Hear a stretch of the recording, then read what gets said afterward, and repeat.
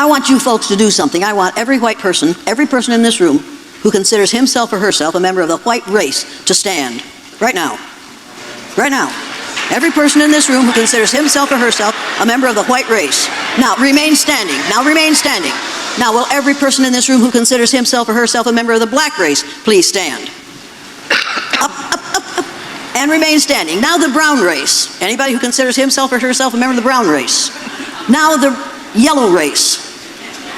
Now, the red race. Now, look around you, people. Practically everybody's standing. Now, will every person in this room who considers himself or herself a member of the human race please sit down? Now, people,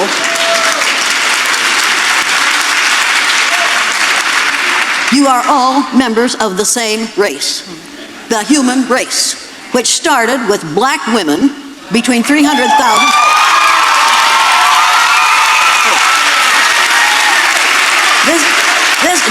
Don't interrupt me, I don't have much time. Now, white folks, you don't like it, but all you are is faded blacks.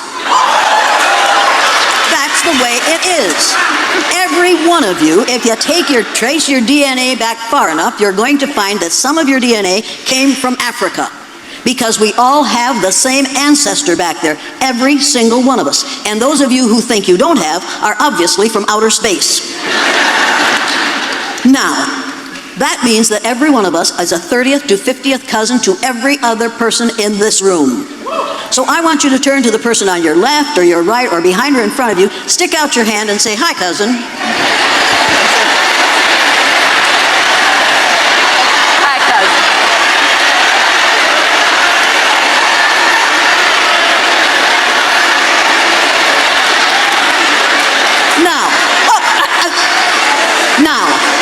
Will every person in this room who considers himself or herself a biracial person stand? Don't you stand. Don't you stand. People, we have to get rid of the language of racism. Words are important, people. Words matter. You have to be careful how you use them, and you have to refuse to tolerate these ugly words being used in your presence. Now, make no mistake about this. I've been described as a teacher. I'm not a teacher. Teachers dispense facts and figures so that they can get their kids ready for the end of school testing. I've been called a trainer. You train dogs and horses and members of the military. I don't train people. I'm an educator. The word educator, I don't want to be interrupted anymore. People, the word educator comes from the root duck deuce, which means lead, the prefix e, which means out, the suffix ate, which means the act of, and the suffix or, which means one who does. An educator is one who is engaged in the act of leading people out of ignorance. Now, in this country, we spend a lot of money on what we call education. It isn't education, it's indoctrination. It takes us 13 years to teach a student, to educate a student, to be ignorant about race, and to support ideas that make this a better country. This is a word for this in my vernacular, since I was raised on a farm, is bullshit. Don't write that down. People, I recognize it when I see it. And that's what we're living with right now. If we were in post-racial society, Donosaurus T. Rump would not be in the White House. He got elected because white people resented having a black man in the White House for 8 years. It's time to face the truth and say the truth, and it's time for women, and all people of color to stop playing defense and defending what they are and go on the offense. We were here first. We don't have to apologize for what we are or for what we do. Now, I know some of you are thinking, boy, is she a bitch? Yes, I am. Now, how many of you women have been called the B word? Look around, fellas. Everybody's heard it. Come up with a new word. Now, how many of you are called that by a male? All right, people, for me, the B word is an acronym for being in total control, honey.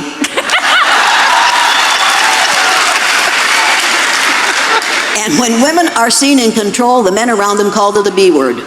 You need to say, "You're right, darling, I am." And then you need to whip out your little Lorena Bobbitt fruit knife. Now don't do that, because some of these boys are scared to death. Now some of you are thinking, she doesn't like men. Oh God, do I like men. Oh, Find me one, please, please. Some of my best friends are men. I was married to one for 59 years. When I married him, he looked just like Marlon Brando. He really did. When he died, he looked like Telly Savalas. Lived with me for 59 years. Now, what's your next question? Sorry. Okay.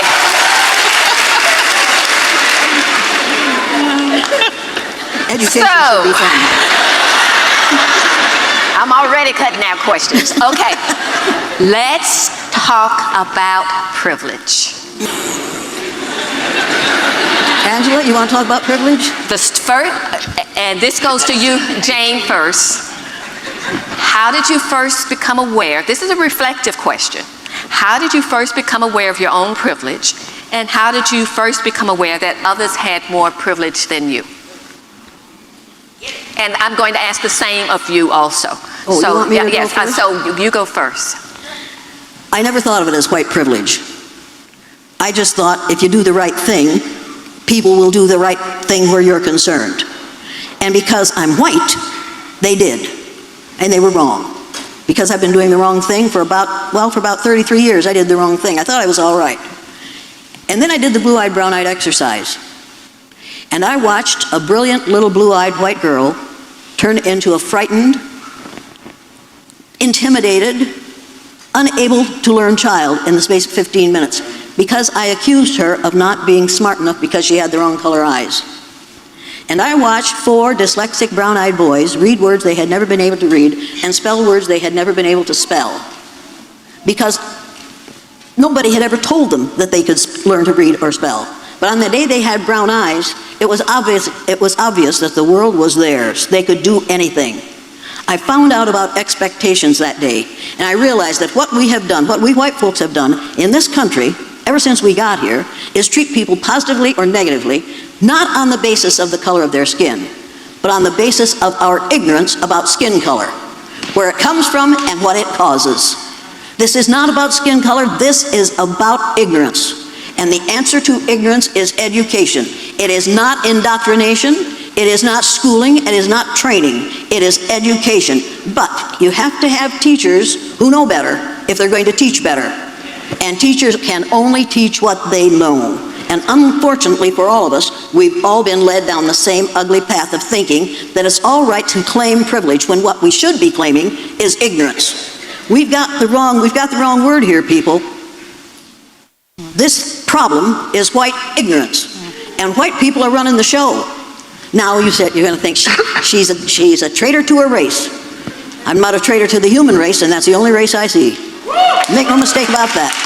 And as long as we keep on acting as though there are several races, we can have panels like this at which we discuss white privilege instead of discussing white ignorance and deciding to do something about it. We need to start really furnishing education in these schools instead of furnishing indoctrination. Did that answer your question?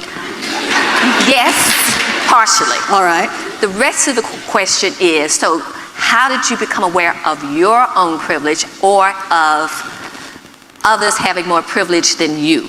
You're talking about... I watched my students. It was watching the students. And I realized, watching them, that they were exhibiting the behaviors that they were copying from me. They acted hey, my little brown-eyed students, the day they were on the top in that exercise, became me. And it made me sick to my stomach, and it does to this day. I hate to remember that day, because I watched my brown-eyed children we just loved one another in my classroom. We really did. And on that day, I found out that I don't want to be tolerated. Because in that classroom, my kids tolerated me because I'm blue-eyed. The first thing that was said after I told the kids that blue-eyed people aren't as smart as brown-eyed people, a little brown-eyed child in the front row, Debbie Hughes, looked up at me and said, "How come you're the teacher here if you got them blue eyes?" I got a real experience that day, and a real educational experience, people. I found out how I look to people of color. And I have spent the last 50 years trying not to look like that and trying to encourage others to stop it. I'll tell you another thing. Do I have a few more minutes here? My father, at the age of 60, watched the film that the CBC made in my classroom the second year I did the exercise. They sent me a copy of it, and I showed it to my father and my mother. My father was 60 years old, the most honest man, the most moral man I've ever known. I showed him that film. When it was over, he stood up, and in his bib overalls and his blue chambray shirt rolled up to the elbows, he reached in his back pocket, took out his red handkerchief, and with tears in his eyes, he blew his nose and said, "I wish somebody had taught me that when I was 9 years old." Beautiful.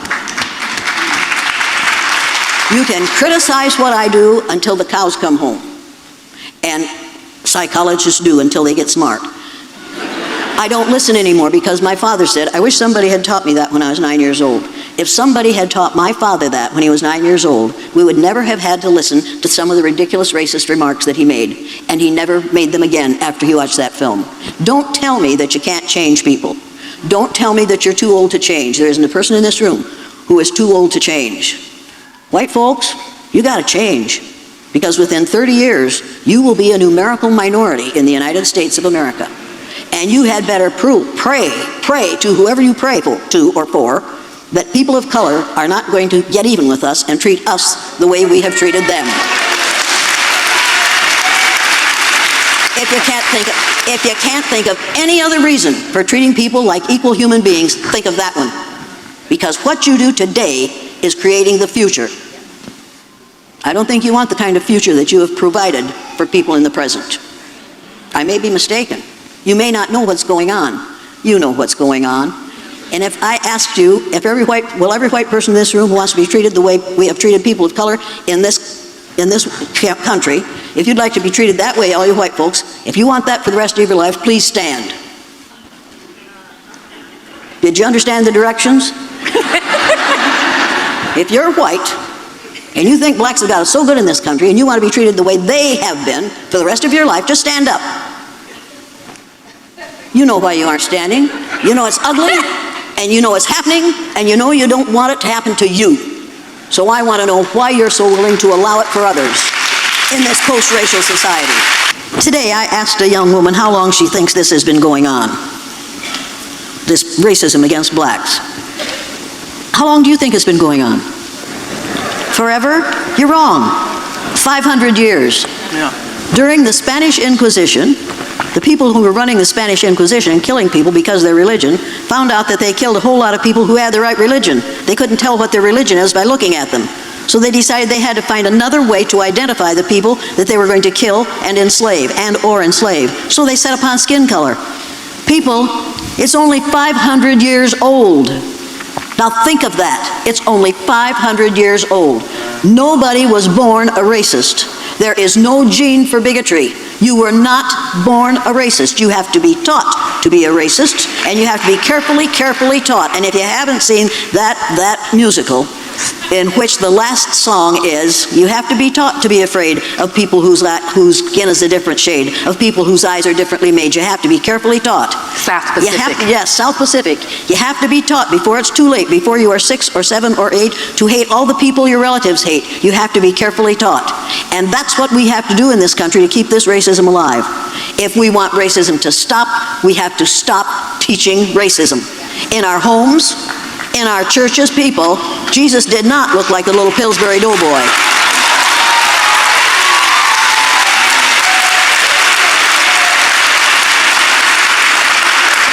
And God is not an old white man with a long gray beard that looks like Charlton Heston playing Moses. And Mary did not have pale skin, blonde hair, and blue eyes. Get over it. And do it now. You can make a difference if you choose to, you young people. How many of you have parents, mothers, who are really tired of sending Christmas cards? I'll tell you how to solve that problem. Go down to the store, buy a box of Christmas cards with the Holy Family picture on it. Take it home, color them right. When your mother sends those out this year, she'll never get another Christmas card from most of those people. People, we have to absolutely refuse to tolerate the intolerable. Elliot said, you must not tolerate the intolerable. And if it's intolerable for you, my cousins, then by the gods of war, it's intolerable for me, and I will not tolerate it. This has gone on long enough. This has gone on long enough. And we have gone along to get along long enough. We need to put a stop to it. And you can. Educators can. Educators can change this. If I can, you can. Get busy. This is a question that fits right with what you're saying. How can we talk about race and privilege with openness and inclusiveness in a way that prevents people from shutting down? People can shut down or not, that's up to them. Okay.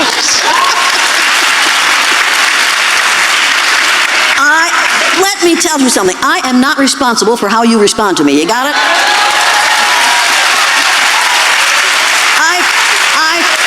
I flat out don't care. If you learn something in here this evening from this woman who has forgotten more than I'll ever know about racism, and what little I know, if you decide to learn something in here tonight, you'll learn something. If you decide to be mad, you'll be mad. Go ahead, I don't care. Hi guys, welcome back to my channel. My name is Furaha. If you're watching me for the first time, if you have never been to this channel before, thank you so much for stopping by. Thank you for making time to watch this video to this point.